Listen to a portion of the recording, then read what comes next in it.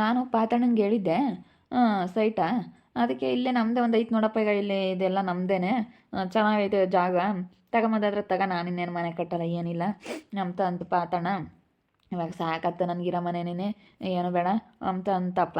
ಅದಕ್ಕೆ ಇದನ್ನೇ ತಗೊಂಬನೆ, ಊರಾಗ ಒಂದು ಇರಲಿ ಅಂತ, ನಾನು ಮನೆಗೇನೆ ಕಟ್ತೀನಿ ಅಂದರೆ ನಾಳೆ ದಿನ ಏನಾದರೂ ಬೇಕಾಗುತ್ತೆ ಅಂತ. ಇದ್ಯಾರ್ದು ಮನೆ ಮತ್ತೆ ಮನೆಯವ್ರಿಗೆ? ಮತ್ತೆ ಇಲ್ಲ ಅಕ್ಕಪಕ್ಕದಾಗ ಏನಾದರೂ ಪ್ರಾಬ್ಲಮ್ ಆಗುತ್ತೇನೋ? ಇದು ತೆಂಗಿನ ಮರ ಬಿಟ್ಟು ಈ ಕಡೆ ಈಚೆಗೆ ಜಾಸ್ತಿ ಐತೆ ಸೈಟು. ಒಂದು ಕುಂಟೆನೋ ಏನೋ ಆಯಿತು, 30-40ಗಿನ ಜಾಸ್ತಿನೇ ಬರುತ್ತೆ ಅನಿಸುತ್ತೆ. 30-40ಗಿನ ಜಾಸ್ತಿನೇ ಬರುತ್ತೆ. ಏನೋ ಒಂದು 50-60 ಏನೋ ಬರುತ್ತೆ ಅಂದಂಗೆ ಆಯಿತು.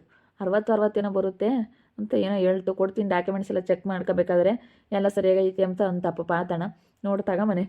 ಆಯ್ತಪ್ಪ, ಜಾಗ ಏನೋ ಬೈಲಾಗೆ ಚೆನ್ನಾಗೈತೆ, ಮನೆ ಕಟ್ಕೊಂಡ್ರೆ ಚೆನ್ನಾಗಿರುತ್ತೆ, ಸ್ವಲ್ಪ ದೊಡ್ಡದಾಗೆ ನಾವು ಮಾಡ್ಕೊಂಡ್ರೆ ಚೆನ್ನಾಗಿರುತ್ತೆ ಮನೆ. ಏನಾನ ತಗೊಂಬನೆ ಹೇಳು.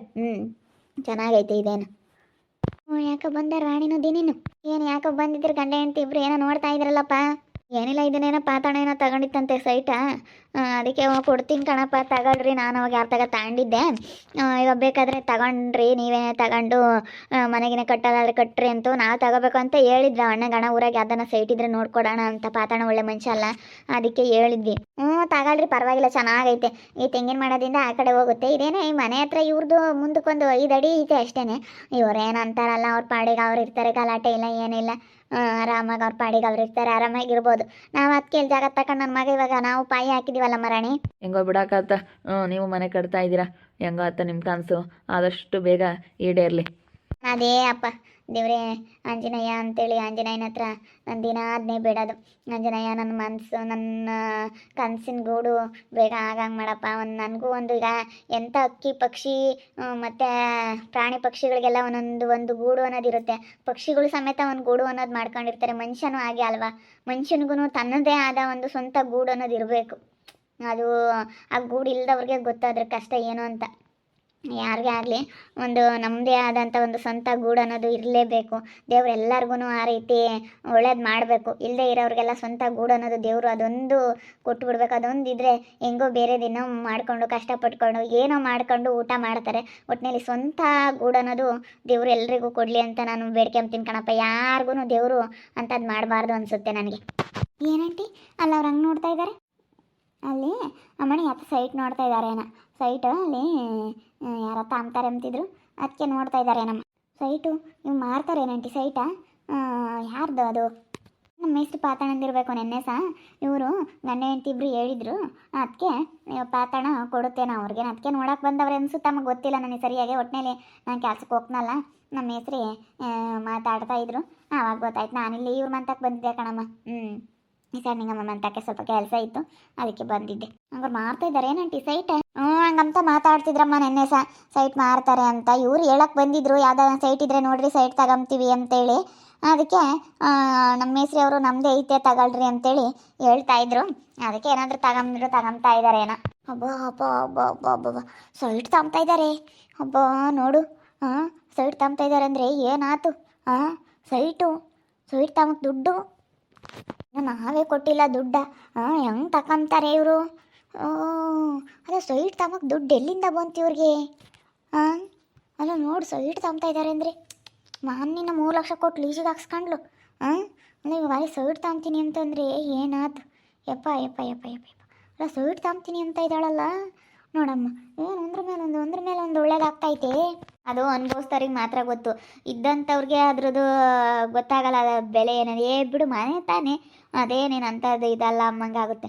ಆದರೆ ಅದನ್ನ ಅನುಭವಿಸಿ ಅದ್ರ ಕಷ್ಟ ಏನು ಅಂತ ತಿಳ್ಕೊಂಡಿರ್ತಾರಲ್ಲ, ಒಂದು ಮನೆ ಕಟ್ಟೋದಕ್ಕೆ ಎಷ್ಟು ಕಷ್ಟ ಇರುತ್ತೆ, ಅದರಿಂದ ಎಷ್ಟು ಪರಿಶ್ರಮ ಇರುತ್ತೆ ಅನ್ನೋದು ಗೊತ್ತಿರುತ್ತಲ್ಲ, ಅಂಥವ್ರಿಗೆ ಅದ್ರ ಇರದೇ ಇರೋ ಕಷ್ಟ ಏನು ಅಂತ ಗೊತ್ತಾಗುತ್ತೆ. ಸುಮ್ಮನೆ ನೋಡೋರಿಗೆ ಬಿಡು ಏನು ಹೊಸ ಮನೆ ಕಟ್ಟಿಬಿಟ್ಟಿದ್ದಾರೆ ಅನ್ನಂಗೆ ಆಗುತ್ತೆ. ಆದರೆ ನಿಮ್ಮದೇ ಆಗಲಿ ಬೇಸ್ಮೆಂಟ್ ಮಾಡಿದ್ದಾರೆ, ಅಯ್ಯೋ ರೀತಾ ಖಾಲಿ ಬೇಸ್ಮೆಂಟ ಮಾಡಿದ್ದಾರೆ ಅಂತ ಗೊತ್ತಾಗುತ್ತೆ ಜನಕ್ಕೆ. ಆದರೆ ಅದರಿಂದ ಎಷ್ಟು ಕಷ್ಟ ಇದೆ, ಅದರಿಂದ ಎಷ್ಟು ಪರಿಶ್ರಮ ಇದೆ. ನಿಮ್ಮ ಗಂಡ ಆಗಿರ್ಬೋದು, ನಿಮ್ಮ ಮಗ ಆಗಿರ್ಬೋದು, ನೀವಾಗಿರ್ಬೋದು, ನಿನ್ನ ಸೊಸೆ ಆಗಿರ್ಬೋದು, ಎಷ್ಟು ಕಷ್ಟಪಡ್ತಾ ಇದ್ದೀರಾ ಅನ್ನೋದು ಯಾರಿಗೂ ಕಾಣಿಸಲ್ಲ. ಅದು ಮನೆ ಕಟ್ಟಿರಿಸೋದು ಕಾಣುತ್ತೆ, ಮನೆ ಕಟ್ಟಿಸಿರೋದು. ಈಗ ಇವರೇ ಆಗಲಿ, ಅಣ್ಣ ಎಂಥದಪ್ಪ ಬಾಲಣ್ಣ, ಬಾಲಣ್ಣವ್ರು ಕಟ್ಟಿದಾರಲ್ಲ, ಇವರು ರತ್ನ ಅಂಟಿರು, ಎಷ್ಟು ಚೆನ್ನಾಗಿ ಕಾಣಿಸ್ತಾ ಇತ್ತು ಮನೆ. ಎಲ್ಲರೂ ಅಯ್ಯೋ ನೋಡಪ್ಪ ಕಟ್ಟಿಬಿಟ್ಟ ಕಟ್ಟಿಬಿಟ್ಟ ಮನೇನ ಬಾಲು ಕಟ್ಟಿಬಿಟ್ಟ ಅಂತಾರೆ. ಆದರೆ ಆ ಬಾಲಣ್ಣ, ರತ್ನ ಆಂಟಿ, ಧನು ಎಷ್ಟು ಕಷ್ಟಪಡ್ತಾರೆ ಗೊತ್ತಾ, ಅವರು ತುಂಬ ಕಷ್ಟಪಡ್ತಾರೆ. ಹ್ಞೂ ಮತ್ತೆ ಅಯ್ಯಪ್ಪ ಸಾಕತ್ ಕಷ್ಟಪಡ್ತಾರ. ಅಯ್ಯಪ್ಪ ರತ್ನಾಂಟಿ ಅಂತ ಒಂದಿನ ಕುಕ್ಕಮಲ್ಲ ಗೊತ್ತೆ, ಅಷ್ಟು ಕಷ್ಟ ಬಿದ್ದು ಮಾಡ್ತೈತೆ. ನೀನು ಕಷ್ಟ ಬೀಳ್ತಾರ, ಅವರು ಕಷ್ಟ ಬಿದ್ದು ಮಾಡ್ತಾರೆ ಕಣೆ ರಾಣಿ. ಕಷ್ಟಪಡಬೇಕು, ನಾವು ಧೈರ್ಯವಾಗಿದ್ದು ಮಾಡ್ಬೇಕು. ಧೈರ್ಯಕ್ಕಿಂತ ದೊಡ್ಡದು ಯಾವುದೂ ಇಲ್ಲ. ಒಟ್ಟಿನಲ್ಲಿ ಕಷ್ಟಪಡಬೇಕು, ಕಷ್ಟಪಟ್ಟರೆ ಸುಖ ಇದ್ದೇ ಇರುತ್ತೆ. ಅಲ್ಲ ನೋಡು, ಸ್ವೀಟ್ ತಗೊಂತ ಇದ್ದಾಳಲ್ಲ, ಇನ್ನೂ ದುಡ್ಡೇ ಕೊಟ್ಟಿಲ್ಲ. ಆ ದುಡ್ಡೇ ಒಂದು ಸಲಕ್ಕೆ ಹೊರದಾಡ್ತಾ ಇದ್ದೀವಿ ನಾವು. ನೋಡಪ್ಪ ಎಲ್ಲ ಇನ್ನೆಲ್ಲಿ ಇಟ್ಕೊಂಡಿದ್ದಾಳೆ ಅಷ್ಟೊಂದು ದುಡ್ಡ. ಒಳ್ಳೆ ಚೆನ್ನಾಗೈತಪ್ಪ ಇದು ಸೈಟು.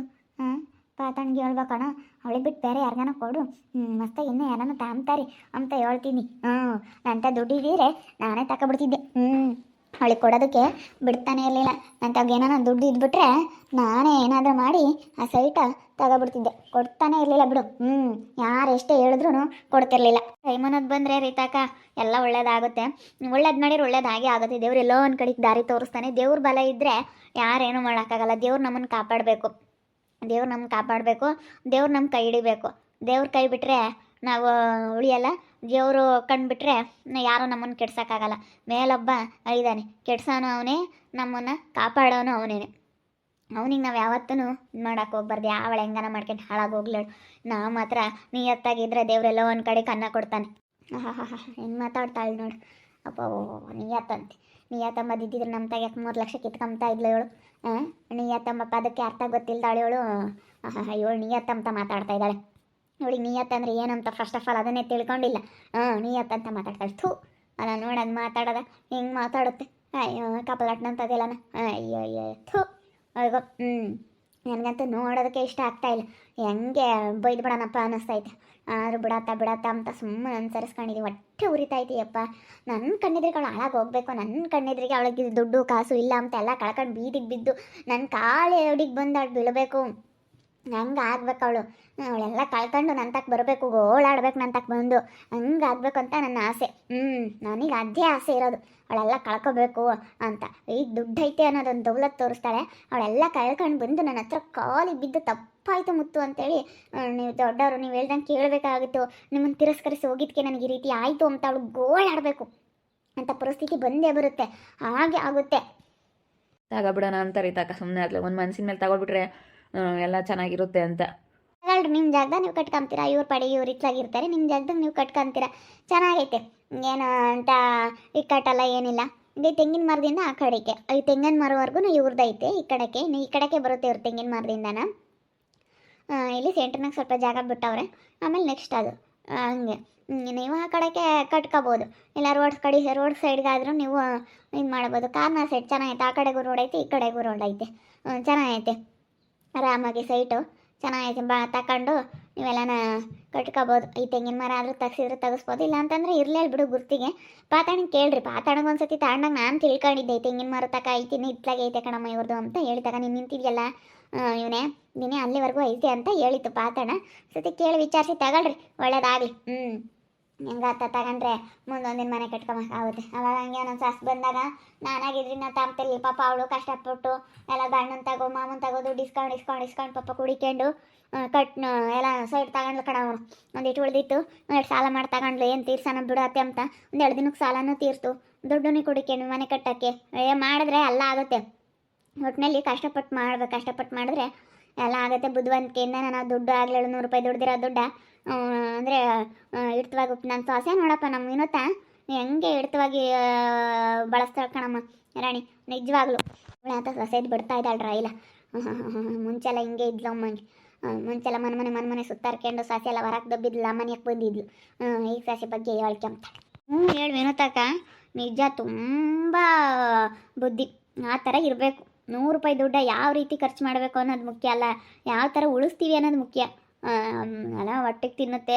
ತರಕಾರಿ ಸಾರು, ತರಕಾರಿ ಪಲ್ಯ ಎಲ್ಲ ಮಾಡುತ್ತೆ. ಹೊಟ್ಟೆಗೆ ಹಣ್ಣು ಹಂಪ್ಲು ತಿನ್ನೋದ್ರಲ್ಲೆಲ್ಲ ಸರಿ. ಆದರೂ ಅವಕ್ಕ ದುಡ್ಡು ಮಾತ್ರ ಜೋಪಾನ ಮಾಡುತ್ತೆ. ನನಗೆ ಏನು ಅಕ್ಕ ತುಂಬ ಚೆನ್ನಾಗಿ ಇದು ಮಾಡುತ್ತೆ ಹೇಳ್ರಿ. ನನಗೆ ನೋಡಿದ್ರೆ ಗೊತ್ತಾಗ್ತೈತೆ ರೀತಾಕ. ಅವಕ್ಕನ ಬುದ್ಧಿನೇ ಸರಿ. ಎಷ್ಟು ಚೆನ್ನಾಗಿ ಯಾವುದನ್ನಾಗಲಿ ಖರ್ಚು ಮಾಡಲ್ಲ ಬುದ್ಧಿವಂತಿಕೆಯಿಂದನ. ನೀವಾಗಿದ್ರೆ ಆಗ್ತಾ ಇರಲಿಲ್ಲ ಬಿಡ್ರಿ. ನಾನು 100 ರೂಪಾಯಿ ಇದ್ರೆ 100 ರೂಪಾಯಿಗೂ ಖರ್ಚು ಮಾಡೋ ಅಂತಾಳೆ. ನಾನು ಅದಕ್ಕೆ ಇಕ್ಕೆ ಮುಖ ಹೊಲ್ಕಣಮೆಲ್ಲ ನನ್ನ ಸೊಸೆ ಕೈ ಕೊಡ್ತಾವಳು. ಹಂಗೆ ಇಕ್ಕೊಂಡಿರ್ತಾಳೆ.